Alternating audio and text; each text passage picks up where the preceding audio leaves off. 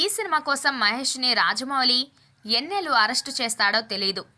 అయితే షూటింగ్ ప్రారంభానికి ముందే రాజమౌళి కొన్ని నెలల పాటు వర్క్షాప్స్ నిర్వహిస్తాడన్న విషయం తెలిసిందే.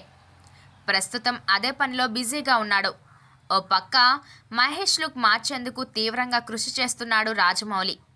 ఫారెస్ట్ బ్యాక్డ్రాప్లో ఇండియానా జోన్స్ తరహాలో సినిమా ఉంటుందని ఇప్పటికే ప్రకటించిన విషయం తెలిసిందే.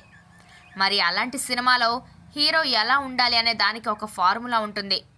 దాని ప్రకారమే మహేష్కి హాలీవుడ్ స్టార్ హీరో లుక్ తీసుకురాబోతున్నారు.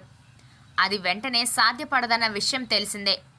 ఇంకా చాలా నెలలు మహేష్ భారీ వర్కౌట్ చేయాల్సి ఉంటుంది.